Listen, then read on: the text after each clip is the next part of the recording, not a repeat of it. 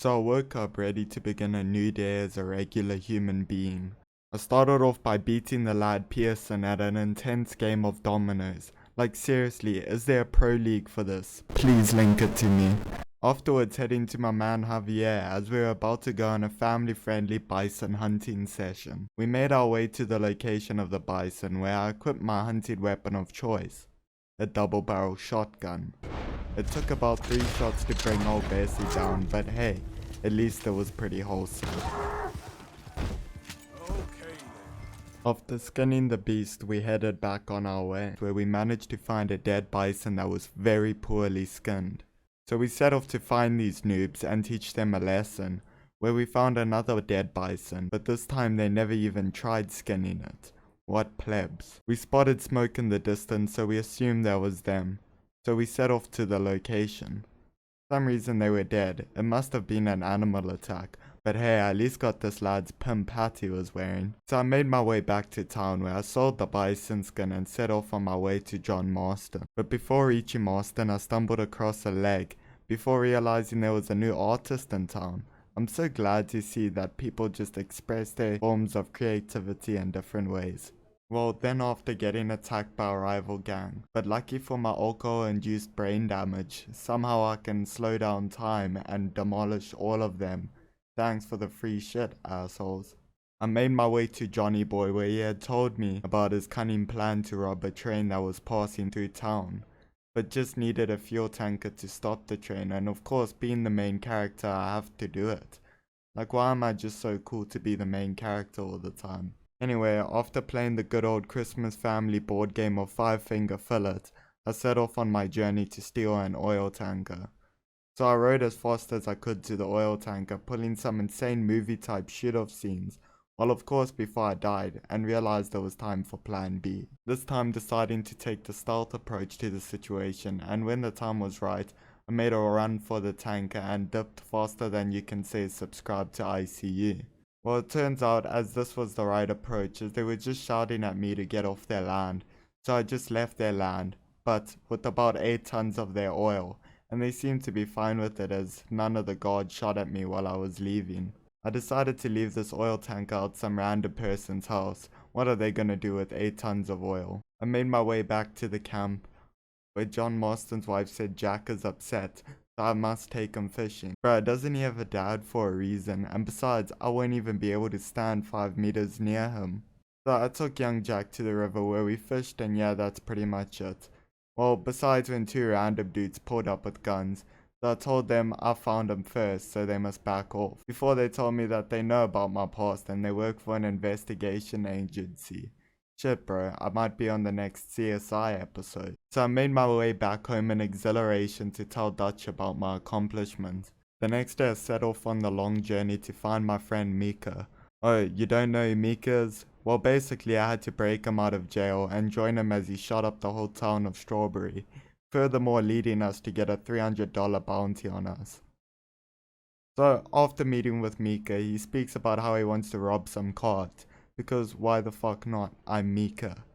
So we set off to this cart to kill all the guards protecting it and taking the cart for ourselves. As I think we are in the clear and just made some easy cash, some criminal scum decided to try counter rob us, flipping the cart in the river, where we had to fight back nearly 20 men. Jeez, I seriously wonder how low their cut must have been considering we killed them all, and after discovering the loot stash in the back, I only got 300 bucks. On my way back home, I stumbled across some dude who had begun speaking to me about how he loves tobacco. Well, hey there, partner. Come take a look at this. Look at this, my friend. Tobacco.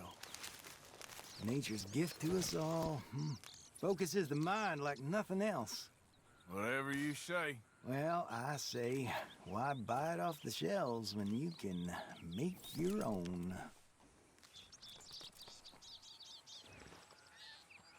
Well, plenty left here if you're interested. I'd best keep moving. Looks like a good one. I see what you're trying to say here, Rockstar. After heading back home, I decided to donate $100 to the camp funds. much like how YouTubers donate to Twitch streamers in hopes they will secure their future wife. Mr. MVP! Bronchitis. I donate these funds to the camp in order to buy cool shit for it. My friend Javier decided instead of hunting, he knows a good house that is willing to donate to the less fortunate. So we make our way to the location of this house, and as we step on the top of the rock, I realized I was just pranked. Big place, right? What the fuck? Well, before realizing I was looking in the wrong direction, then saw it. It was pretty big, not gonna lie. We snuck up to the shed where Javier said I should hide behind a rock while he makes a distraction.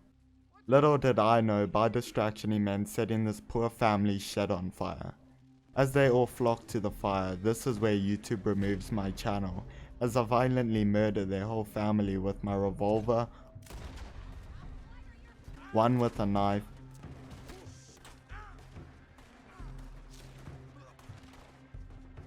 and last but not least, one with my sawed-off shotgun.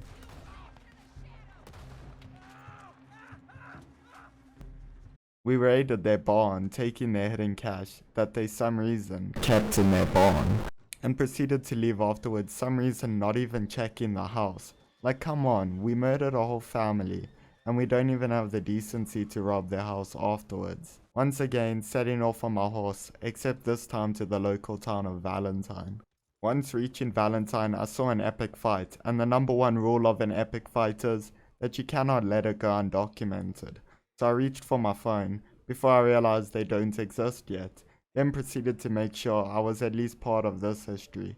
So I proceeded to beat the old drunk guy to the floor, where he died. No one seemed to care as they saw it as self-defense. But when I decided to loot his body, that's when everyone went batshit crazy. I don't like this. Move already. Oh no! Oh no, no, no! Hey, you. Get back. All right, calm down before I calm you down. The law'll be hearing about Hold this. it right there. Come on, let's just talk this through. hands, I will bury Don't you in kill a me. shallow You grave. there. Take him in.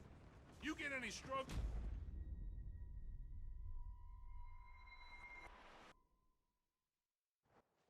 After serving my time, I went back into Valentine for the main purpose I came here for, to get pimped the fuck up. I bought some new clothes, as well as pimped out my good old revolver that I soon wished to give a name. Thereafter heading to the local saloon, not only for my afternoon whiskey shots, but also for the poker table where I never left until I had everyone who I was sitting with broke by taking their last bit of drinking money, then left. Later that night, after routinely beating a man to death, I made my way to the sheriff's office in order to catch one of them horrible criminals with a bounty on their head. This one's name was Eliane Swan, as she was wanted alive for questioning. I made my way to the location she was apparently at. I found her with some man, so I carefully put a bullet in his head and detained Ellie in an ordinary fashion. Afterwards, returning her to the sheriff's office where I got paid my $25. I realized it was time John and I robbed that train, so I set off where I found a lady which seemed to have been fallen on by her horse. I'm not sure how that happened, but I offered her a lift home, before realizing I made a terrible mistake. Not only am I committing the sin of stranger danger, but she lives all the way back where I fucking came from. Jeez, I really wish there was a cancel option. Later that night, meeting up with John, other Javier that looks like Javier, and some random dude that I've never met in my life, but he so badly wants to join us, so I let him come as the role of meat shield. So long story short, I'm sorry I lost the footage of the train stopping, but we did end up stopping it, and proceeding to take everyone's valuables on it, before being surprise attacked by a whole fucking army of police that somehow had the aim equivalent to a PC player with a ballpoint mouse.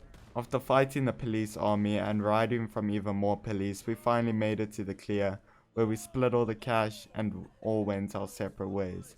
I seriously don't know what I'll spend all of this on, but we will have to see next episode.